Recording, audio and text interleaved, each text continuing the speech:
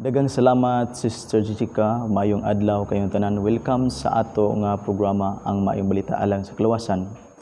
Okay, ang ato nga topic nga pagadad-on karon mga kaigsuonan mahitungod sa pulong sa Dios or Biblia aron sa ingon na din kita makahibalo o masayod sa kining mga kamatuoran nga gikan sa pulong sa Dios.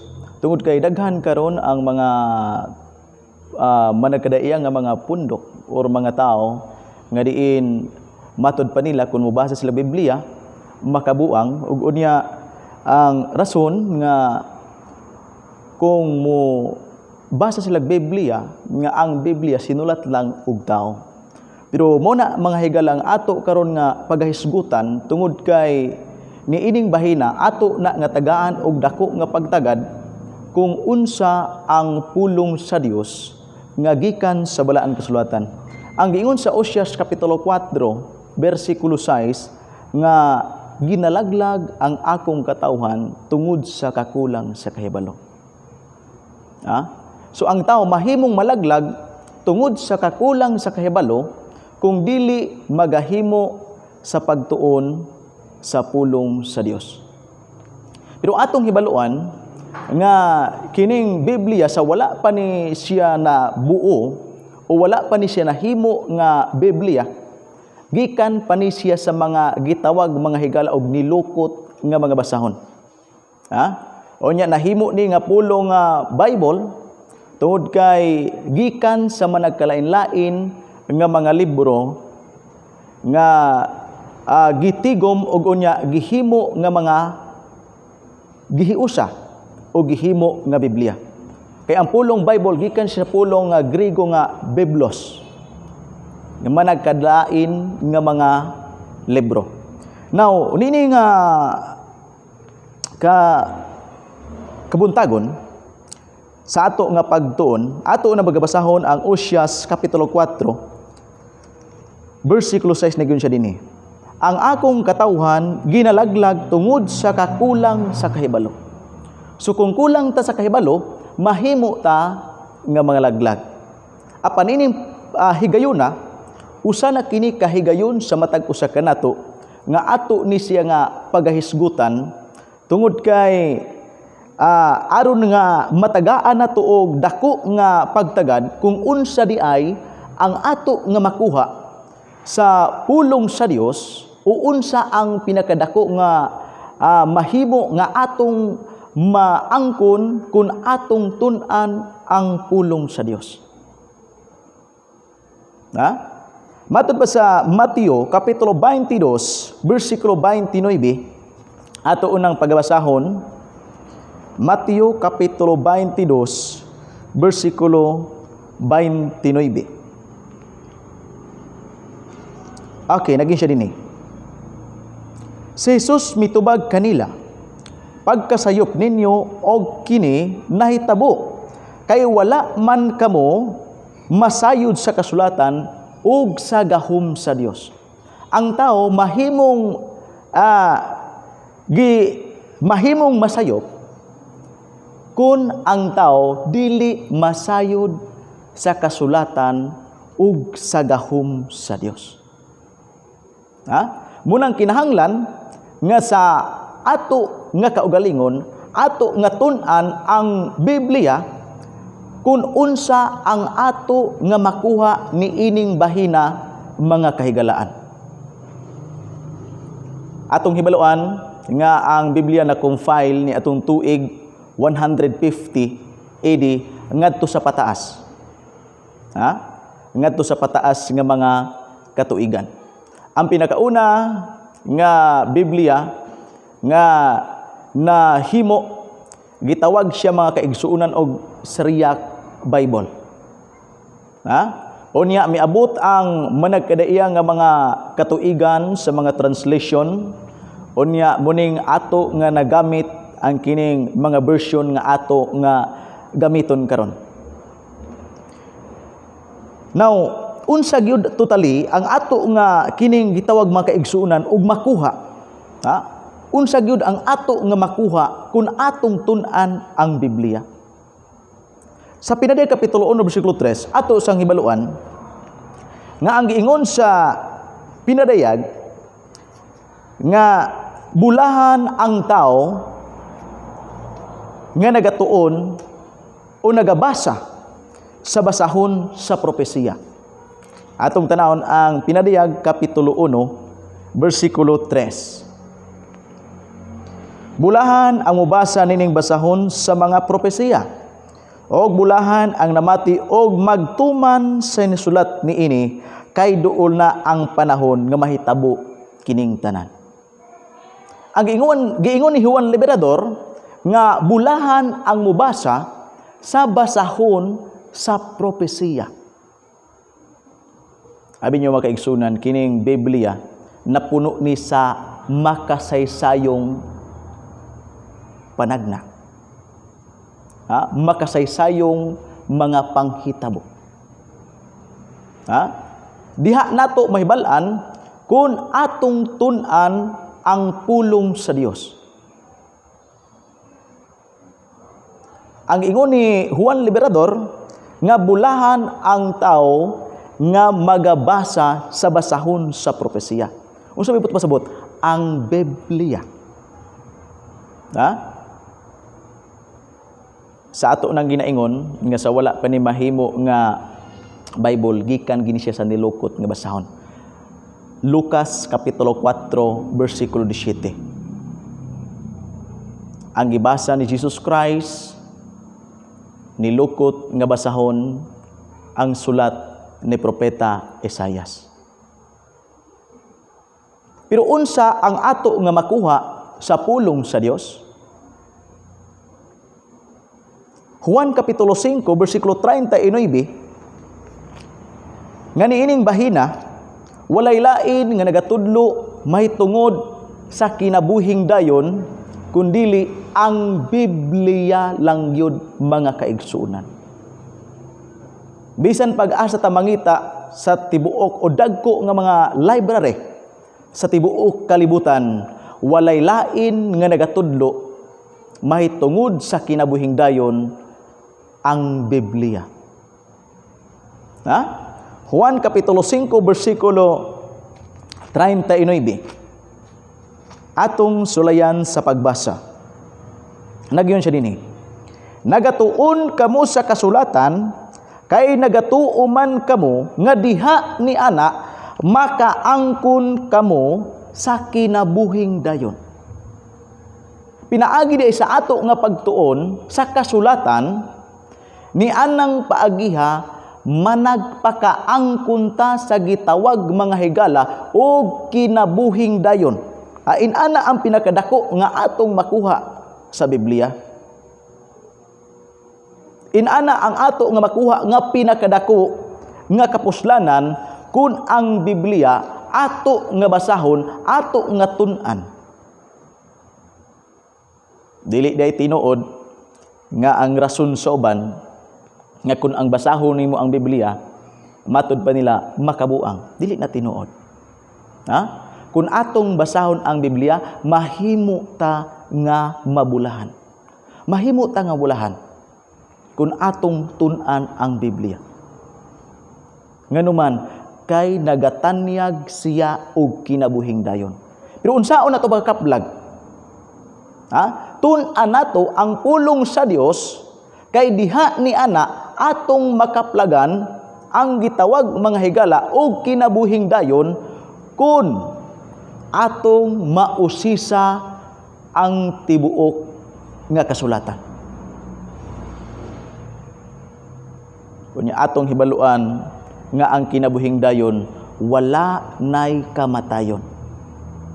Si Juan nagsulti niya na nga bahin, Apostol Juan sa iyahang sinulat Kapitulo 10, versikulo 28. Nagyon siya. Naghatag ako kanila sa kinabuhing dayon, ug dili nagayod sila mga matay, og walay makaagaw kanila gikan kanako. Ang Biblia di ay kun atong tun-an niining paagiha, magatudlo kanato mahitungod sa gitawag mga higala o kinabuhing dayon. Unya unsa ang kinabuhing dayon? Wala nay kamatayon. Inana ang pinakadako nato nga makuha nga pulos sa Biblia. Dunay kinabuhing dayon nga iyahang ihatag sa matag usa kanato kun ikaw ug ako magahimo sa pagtuon sa pulong sa Dios. Ha? Inana ang pinakadako nga atong makuha. Pero matod pa sa uban, murason nga ang Biblia dili nimo tuon ni anak brad kay kanang Biblia sinulat lang og tao. Kung imong sultihan sa pulong sa Dios, dili mo basa o dili mo tuon kay ang rason nga ang Biblia sinulat ra kuno og tao. Mga kaigsuonan, tinuod nga ang Biblia sinulat og tao apan dili ultimo nga mga tao nga sama nato. Ha? Dili ultimo nga mga tao nga sama nato ang nagahimo sa pagsulat ni ining pulong sa Dios.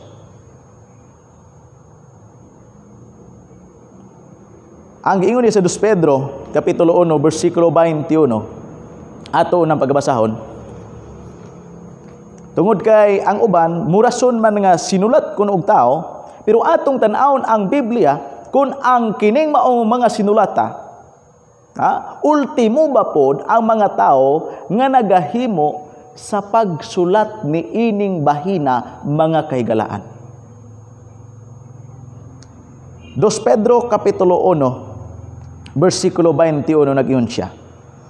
Kay walay propesya nga nahimo gumikan sa pagbuot sa tao. Ang Biblia, ang propesiya, ang mga panagna, wala kini nahimo gumikan sa pagbuot sa tao. Ha? Buot pasabot mga kaigsunan, kining pulong sa Dios dili lang ni sa ilang kinaugalingon nga pagbuot nga nagahimo sila sa pagsulat ni ining bahina. Ha? Dili ultima. Nagyon siya, kay walay propesiya nga nahimo gumikan sa pagbuot sa tao. Ang Espiritu Santo mao'y nagmando sa ilang pagsulti sa mensahe nga gikan sa Dios. Ang nagamando di ay niini ang Espiritu Santo. Ha? Ang Espiritu Santo mao'y nagdiktar ni ining mga tao nga mga magsusulat o nagasulat ni ining pulong sa Dios nga mao ang Biblia mga kaigsunan. Ha? Inana siya. So dili rason nga ang Biblia dili nato tun-an, ang pulong sa Dios dili rason nga dili nato basahon, ang pulong sa Dios dili rason nga dili nato ni siya usisahon kung unsa ang sulod. Tungod kay ang rason nga sinulat og tao, correct. O tama gyud nga sinulat og tao, pero dili ultimo nga mga tao nga kasama nato. Kay ang nagmando kanila mao ang balaang espiritu. Ha? Mao ang balaang espiritu ang nagahimo sa pagmando ni ining mga tao nga nagahimo sa pagsulat sa Biblia. Ha? Mao na ang tinuod. Munang ang Dios nagasulti sa matag usa kanato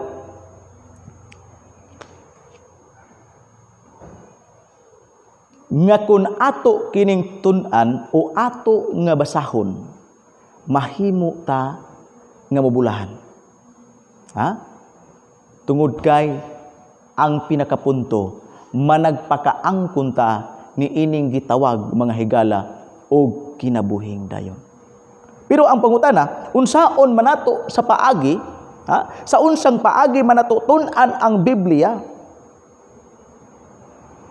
Sa unsang paagi manato basahon ang Biblia? unsang pangapanahona, unsang mga doon na ba'y gidiktar o doon na ba'y gisulat sa Biblia nga tun-an niyo ang pulong sa Dios matag tuig? Tun-an niyo ang pulong sa Dios matag bulan? Tun-an niyo ang pulong sa Dios matag simana? Ang Biblia nagasulti sa Buhat Kapitulo 17 versikulo 11. Atong tanaw na. Buhat Kapitulo 17 versikulo 11. Nagkanayon siya. Mas bukas ang panghuna-huna sa mga tao dito sa taga Tesalonika. Madasigon kayo silang namati sa maayong balita ug nagtuon sa kasulatan matag adlaw aron pagtino kun tinuod bagayod kining mga butanga. Ang pagtuon di ay sa pulong sa Dios dili tinuig, dili kanang makahuna-huna lang ta nga muuklab, kundili matag adlaw nga magatuon sa pulong sa Dios. May nang uban nga grabe po na bradoy. Wala may trabaho ana, dili may katrabaho. Ang Biblia mga kaigsunan, kung atong gahinan o panahon sa matag adlaw, bisag 30 minutos, ato nga usisahon o ato nga basahon ang pulong sa Dios. Sa tinuod lang, mahuman nimo og basa ang Biblia sulod sa usa ka tuig. Tag 30 minutos lang ang atong igahin. Ang pulong sa Dios kung atong tun-an dako kaayo ug kahimuan sa matag usa kanato. 2 Timoteo Kapitulo 3 versikulo 16. Kung imong tan-awon o doon na mo'y gitawag mahigala og Living Bible, ang giingon niya dito sa 2 Timoteo Kapitulo 3 versikulo 16, the whole Bible was given to us by inspiration from God. It is useful to teach. Ang tibuok Biblia, gituga sa Dios ug may kapuslanan aron nga mutudlo sa matag usa kanato. Atong tanaw na 2 Timoteo Kapitulo 3 versikulo 16 nagkanayon. Ang tibuok kasulatan gisulat uban sa lamdag gikan sa Dios og mapuslanon alang sa pagtudlo sa kamatuoran. Ang Biblia kung atong tun-an, unsay gingon? Mapuslanon alang sa pagtudlo sa kamatuoran. Tudluan tas tinuod. Makahibaluta kung unsa ang tinuod nga gisulat diha sa Biblia. Dako kayo og kapuslanan. Nagyon siya. Ang tibuok kasulatan gisulat uban sa lamdag gikan sa Dios og mapuslanon alang sa pagtudlo sa kamatuoran. Tudluan tas tinuod ug unya sa pagbadlong. Badlongon ta. Ang Biblia mo badlong mutudlo sa matag usa kanato. Unsa pa gyud? Nagon siya, sa pagsaway og sa pagtudlo unsaon pagkinabuhi nga matarong. Inana di ay ang ato nga makuha sa Biblia kung atong tan-awon ang nakasulat niini tungod kay tudluan tas kamatuoran. Badlongon ta, sawayon ta, kung unsaon nato pagkinabuhi nga matarong. Inana di ay ang kanindot sa Biblia kung atong tun-an.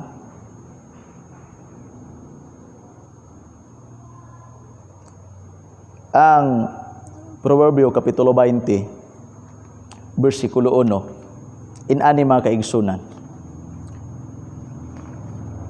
Kung unsa gyud ang ato nga makuha nga mga pahimangno. Pahimangno nga nakasulat sa Biblia. Unsa ang angay natong buhaton, unsa ang angay nato nga ikinabuhi. Kung bahin mga kaigsuunan sa kung palainom ta, ang Biblia mo advise o mo tambag kanimog kanako. Proverbio Kapitulo 20, versikulo 1, nag-ingon siya dinhi, ang bino makahimo kanimong sabaan o buang-buang.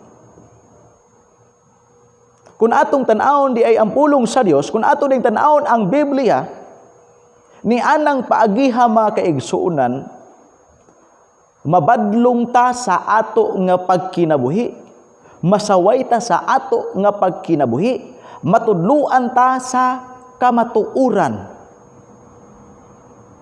Na? Kung palainom ta, kusog tang mo inom, tudluan ta sa Biblia. Ang Diyos nagpahimangno man, nagpahimangno. Ang bino makahimo kanimong sabaan o buang-buang. Pait, murag bugat siya paminahon. Bugat siyang pamalandungon. Pero mauna ang kamatuuran nga gisulti sa pulong sa Dios. Makahimo nga sabaan o buang-buang. Abi nyo makaigsunan, tinuod nga ang Biblia makahimo gyud ang bino, no? Ang bino makahimo gyud siya nga sabaan o buang-buang. Kay dunay tao nga sa wala pa siya magasugod sa pag-inom, dunay tao nga grabe gyud ka mingaw. Mura og kung masikla nimo, una pa siya motingog. Pero bahin sa imong sulti-sultihan, imong istorya-istoryahan, may nalag matubag ka og pipila ka mga pulong. Pero sa diha nga makainom na sa gitawag mga higala og bino, managkadaiya nga mga bino,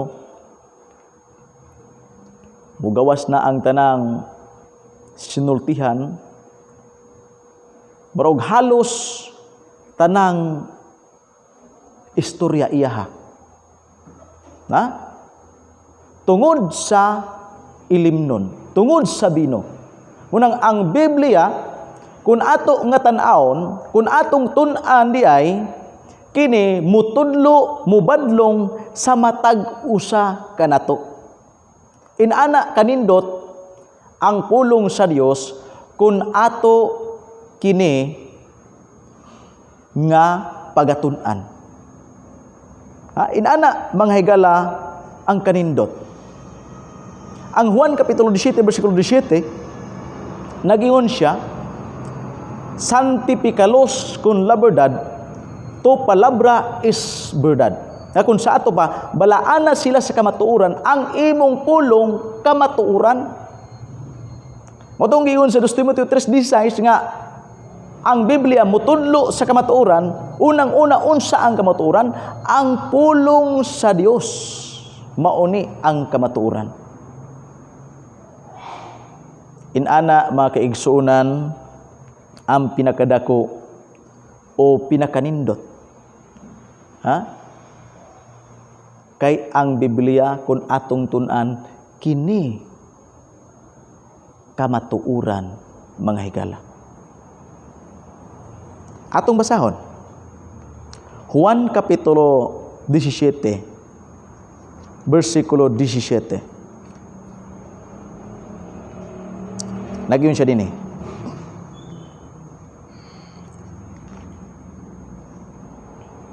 Balaana sila diha sa kamatuuran, ang imong pulong kamatuuran. Kining pulong sa Dios nga mo ang Biblia Mao ni ang kamatuoran. Ha? Muni ang kamatuoran nga mutultol, mutudlo, mubadlong sa matag usa ka nato. Dito sa usamis sa mga kaigsuonan nga bahin, dunay usa dito ka sergeant nga kini ni ang grabe gid siya ka palahubog. Nahitabo mga higala nga tungod sa iyahang pagkapalahubog, pagkapalainom, ang nahitabo mga kaigsuonan, ni apil siya sa gipasangin nato siya nga ni apil sa mao nga pagpanulis. Unya ang nahitabo mga kaigsuonan na preso. Si Sergeant Makalisang. Abi nyo makigsunan kunyang kinabuhi kung imong mahibalan kanang mga magdagandagan sa kilid nga mga mananap, makakita siya diha iyahan ng dakpon. Makakita nag-ilaga iyahan ng dakpon. Diretso niya putol ang ulo, laksion, kuha na yung panit o ang mga tinai ilahan ng isumsum sa ilaha nga ilimnon. Inana ang iyahang kinabuhi.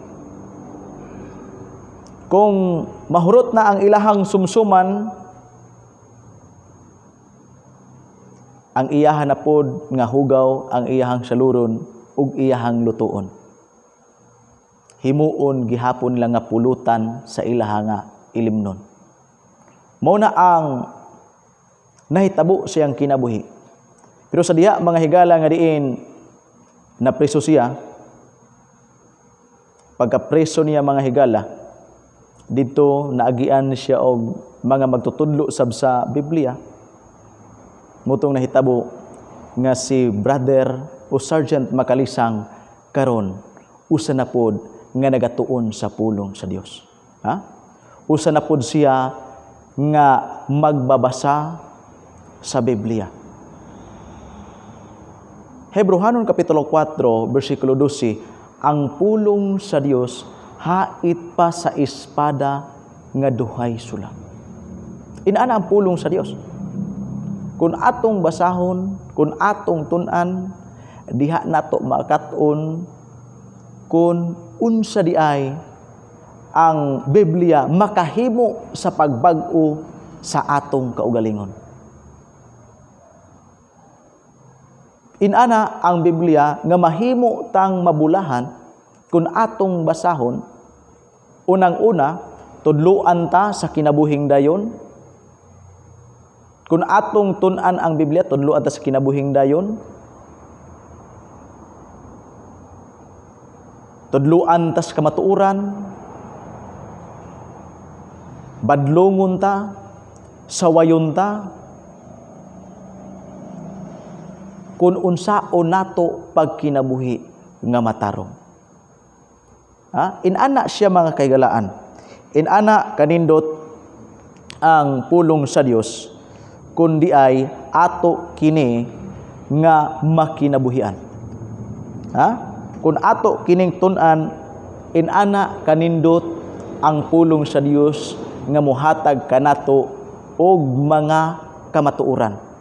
Last nga atong basahon nga bersikulo mga higala.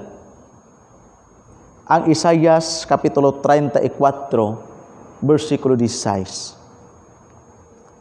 Nagyon siya, susiya og basaha sa libro sa Ginoo, walay usa kanila nga makulang o mawad-an sa iyang pares.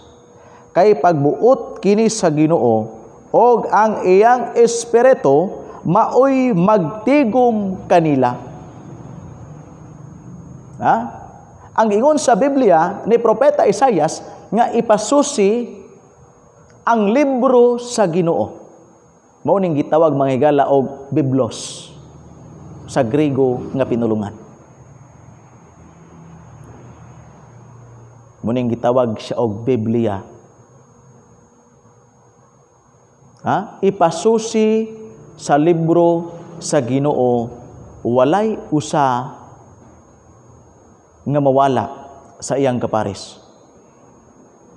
So inana mga kaigsunan, ang ato nga gitun-an karon may tungod sa topiko nga Biblia ang ato nga gisgutan. O kunya dinhi ta kutob sa ato nga pagtuon sa pulong sa Dios, mayong adlaw kaninyong tanan.